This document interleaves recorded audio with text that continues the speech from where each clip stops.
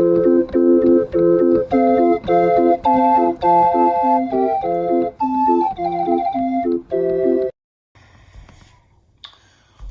well, we're recording. Hello, Hillary. This is in response to your request. I would say probably demand that I tell certain family stories so that they are preserved for posterity or whatever.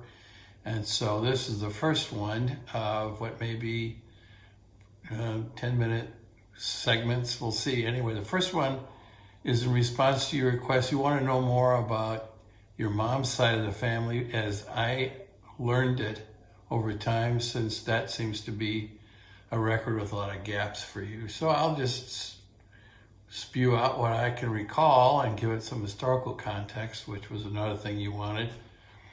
And so without editing or anything, I'm just going to spew here and we'll see how this works. So what I understand from history is that there was at one time around the 1000s going forward, an area that is present-day Baltic states called Livonia. Goddamn dog, just a minute. Well, that was the first of what will probably be many interruptions from the dogs and otherwise. But anyway, here we go. There was this area in what's now the Baltic states, Latvia, Lithuania, and Estonia, called Livonia, and the Danes fought over it, the Russians fought over it, there were Poles, Germans, Finns, Vikings, you name it. And around the 1200s or so, as I recall, there was a thing called the Teutonic Order, Teutonic meaning basically German. And these were crusaders who had been in the Holy Land and pushed out by the Muslims. So they were ordered by the Pope and others, some bishop in, I think, Bremen, to go Christianize these pagans who fought the Orthodox Russians in their east and the Catholics in the west. So there are all kinds of subjugations, but this parallel, interestingly enough, as history will have it, that there are economic reasons that even precede the religious ones. The German merchants and Scandinavians had picked up on trade routes that were established by the Vikings, and over time that would eventually translate into the Hanseatic League, which included German mainland cities like Lübeck, but also Riga, which became the capital of Latvia, and where your grandparents on your mother's side and their whole ancestors developed from. And they must have gotten in that area, at least I would say by the early 1800s, probably before that. They're probably merchants, but I don't know that much about them. There is a translation of a family tree by, I believe her name was Wilma von Mende, where she discusses all the different people in the lines of the von Mendes. And I've also written an essay about the importance of that little word fund and von Mende.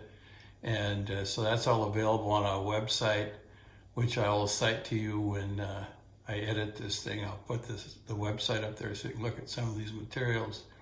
So anyway, to get to the nitty-gritty of your family from the von Mende side, as you know, I had many late-night discussions, one-on-one, with your Opa, Papi von Mende, Ilmar von Mende, when Hita would go to bed after our having gone out on a date, and then he would bring out a bottle of some kind of liqueur, and we would have these little tiny glasses. They were just like this size with little stems on them, and he had a whole collection of those, and he had a whole collection of all these liqueurs.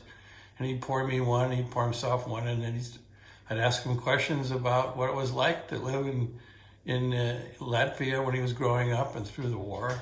And he opened up, and it was, I think he enjoyed talking to me in German. It just seemed like something nobody had shown much interest in, or that he didn't feel he could talk about. So what are some things I remember? Well, I remember telling Mitchell just the other day, was he aware that my father, his great-grandfather, Edward, was exempt from military service because he was working on the B-29 airplane. He was one of the people designing and building it. That was the airplane used to drop A-bombs in Japan. And he was also unaware that his great-great-grandmother was killed in World War II from a bomb that hit the family in an air raid, and I think this must have been in Poznan, which is called Poznan today, Posen in Germany at the time, where Hitanaki were born. So there was an air raid, and they all went down to the cellar of this apartment house or to some air raid center, but I think it must have been the cellar.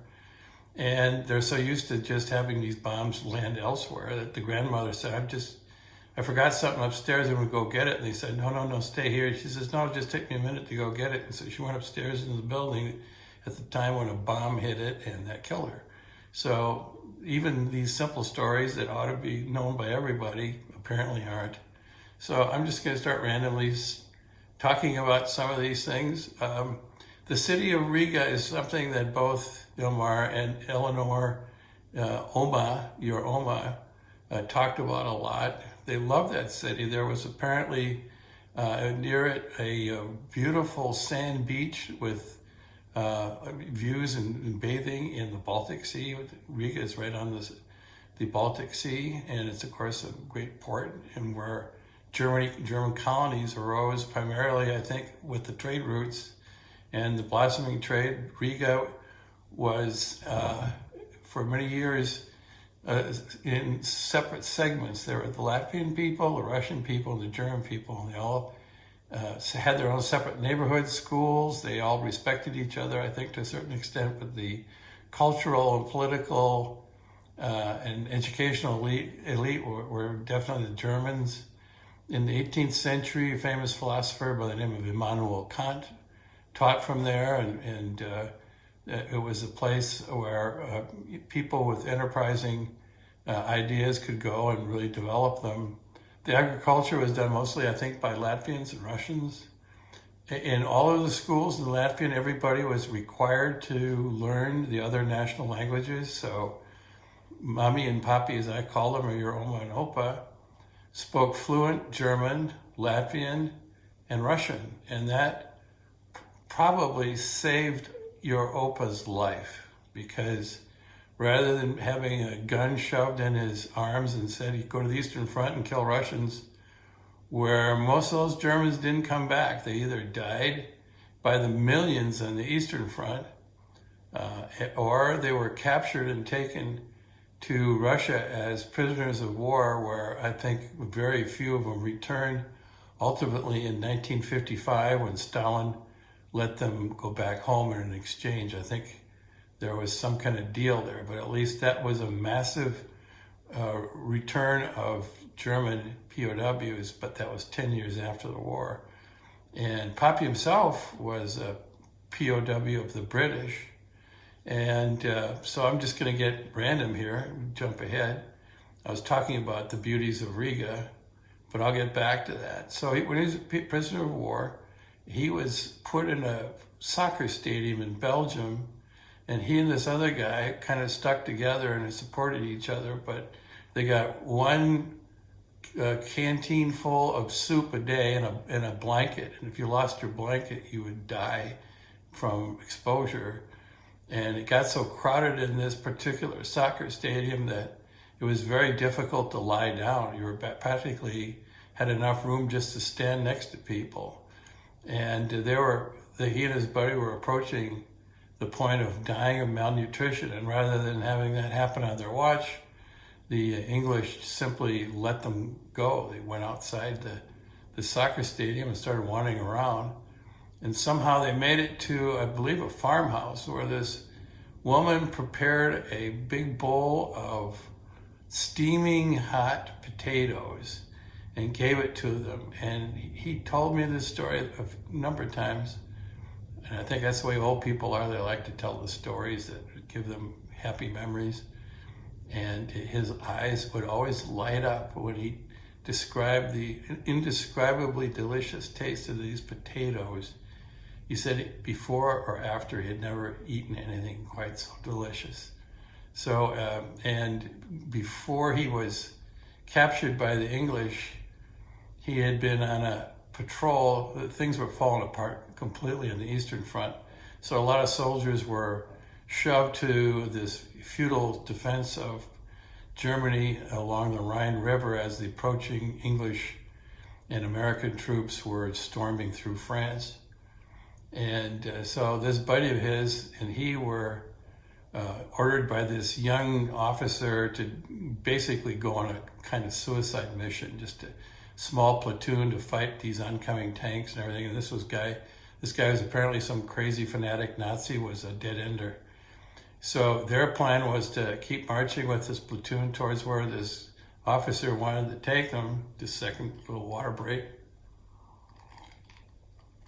And by the way, I hope I'm staring at an object that I hope makes me look like I'm looking right into the camera. If that's not working out, this will be bizarre. I'm looking at a wall switch. Well, anyway, so they're marching along down this road, and the two of them decide to take the very last part of the column, and they keep walking slower and slower, and pretty soon everyone who's marching ahead of them is way ahead of them, and then they take off and throw away their guns and take off their uniforms. I don't know how much of their uniforms they took off, but anyway, they hid in a hayloft until they could hear jeeps come by, which I think were American, but maybe British. Anyway, that's how he ended the war.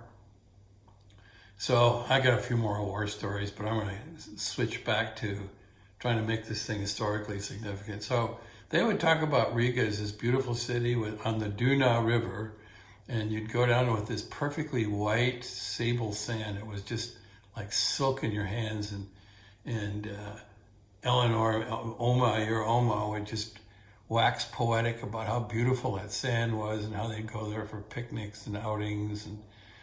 And to hear her tell it, it was a time in the 20s, certainly, and I think before the Depression hit, when there were all these balls you could go to, and she claimed to have danced one time with the son of the Tsar, and people had really good manners, and there was prosperity, and blah, blah, and so on.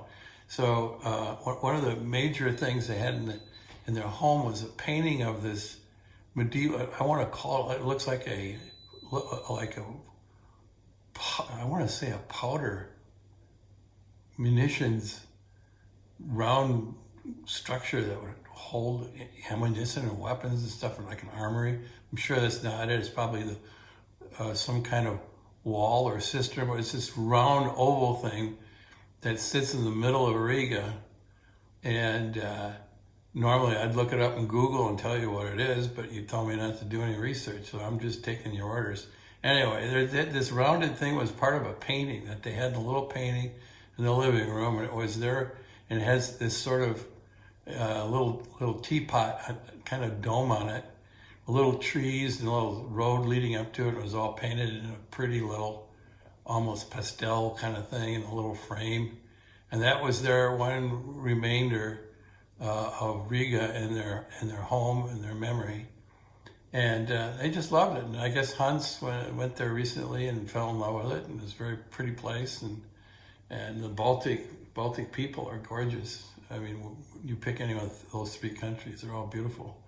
So anyway, rambling on. So we'd have these long night discussions with Poppy, and he describes the horrors of being on the Eastern Front. And I get a feeling from what you tell me about what your perception is of your relatives, your mom, aunts, uncles, that they really don't want to talk about Germany of that time because it was all Nazi. And I guess like most Germans, they just don't feel all that comfortable about being German.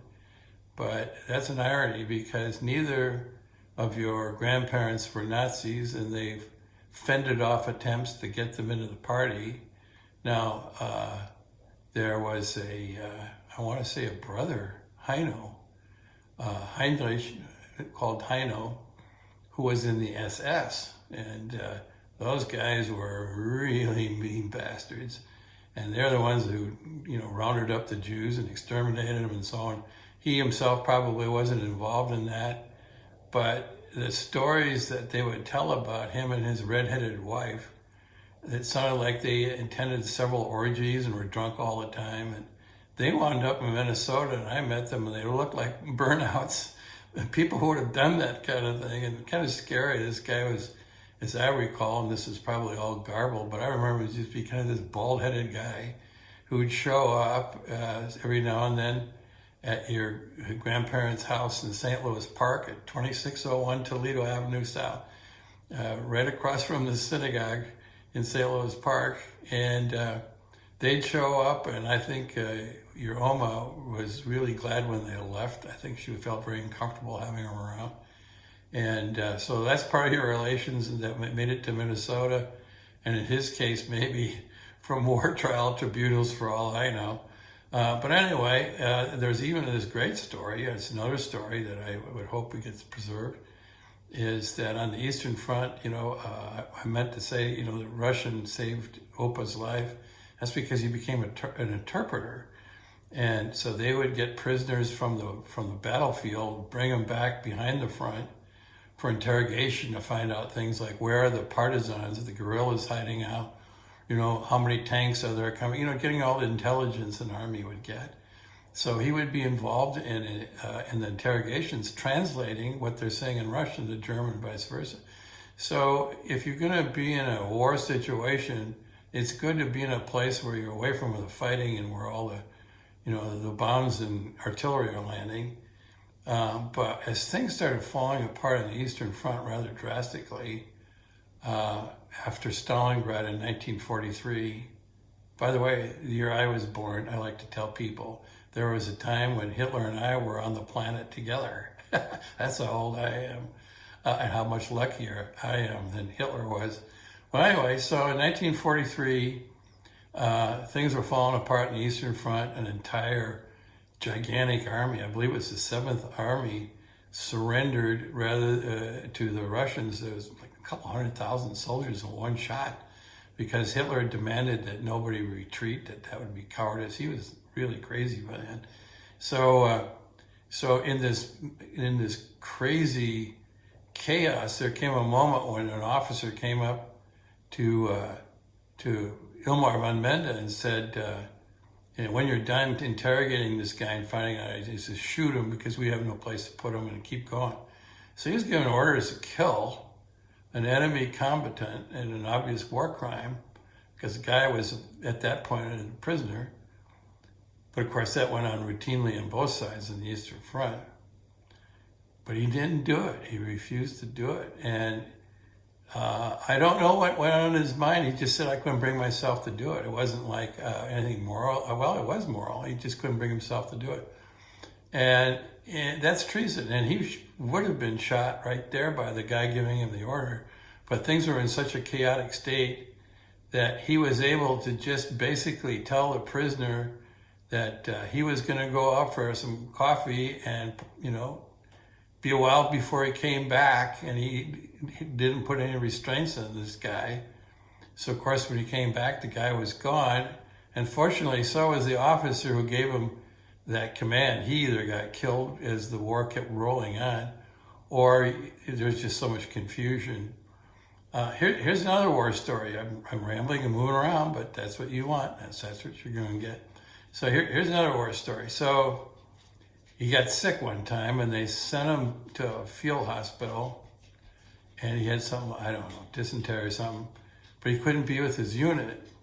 And again, usually he was in a place where he was a little off the main battlefield, as I understand it. Maybe that's not the case, but that's how I understood it. He had to be somewhere where you weren't shooting or getting shot at, I assume. So now he's in this hospital, and of course the war keeps grinding west. And when he goes back to his unit, he finds out there is no unit. Everybody in his unit, and I think this must have been maybe 250 guys, all were killed. And he would have been too. So for a long time, communications were horrible with civilians and soldiers. So for a long time, while your Oma is walking across Poland with a perambulator, a baby carriage with the two twins, Itanaki in it, and Elfie and Hans straggling behind, Hans being I believe a 14-year-old, acting as the man in the family. And they were dodging, strafing American pilots, shooting at them, just civilians trying to make it down these roads away from the advancing Russian army. And so she had no idea where Elmar was, and of course he had no idea where she was. They were all being displaced. I should back up just one moment to ramble on. They made it to a city in Poland called Poznan in Polish, where a number of the Poles, particularly Jews, had been evacuated to make room for Germans coming from the Baltic states. Because in 1939, a month before World War II started, Stalin and Hitler made the famous Ribbentrop pact, where they agreed in advance what portions of Poland would go to the Germans and what portion would go to the Russians when they both would invade them, basically. And part of the deal was that Stalin would be able to have all of the Baltic states by 1940, but the Germans would be allowed to evacuate all the Germans out of there first and repatriate them into the Reich, the main German mainland, the motherland. And so that's how they all got on ships and made their way peacefully as far as the Russians were concerned. They were glad to see the Germans go, and the Germans were glad to go. And of course, it wouldn't be long before the Germans recaptured all that area when they invaded Russia or the Soviet Union in 1941. They would recapture those areas, but the Baltic Germans, for the most part, were out of there. And I should add that Ilmar and Eleanor never considered mainland Germany their country. They had grown up almost like colonies or colonists of a different country. The Baltic German is a different sounding dialect. My favorite Baltic German word is when they say, "Oh, mercy," Erbarmung in German, they would really roll those R's like in the South, Southern accent in the United States, they'd really go for it. So Baltic German would say, Erbarmung, Erbarmung. And I just love the Baltic accent. One person who had it in spades was your grandmother's sister, your aunt, Aunt Lala. And I would meet her on various occasions in Düsseldorf where she lived, and she'd come to America a couple times. And until I married Hita, I was always a Z, the formal form of you. Du is the familiar form. But I'd known Hita for 3 years before we got married, but I was always Sie. Larry, Sie sind heute hier, Larry, you're here, not du bist hier. So Tante Laura didn't know what quite to make of me, so instead of calling me Herr Johnson, she would call me Herr Larry, Mr. Larry. It's kind of a hybrid between familiar and unfamiliar. But the way she'd say it with her Baltic accent was, Herr Larry, Erbarmung. Anyway, so that's a little piece. So these different war stories that Papi would tell me over liqueur and late night musings were always great. Oops, I'm getting a low battery thing here. So anyway, I believe I better wrap this one up. I've probably been rambling for 10 minutes. Nobody can stand it, listening to anybody that long. So this will be part 1 of Rambled Musings. Click this off. And be sure to check out the family website that Brother Paul and I have put together with many of our family stories. And check out this URL to take a look at them. There's quite a few there, and worth a look. And if I have done this right, all you have to do is click on this URL and it will take you there.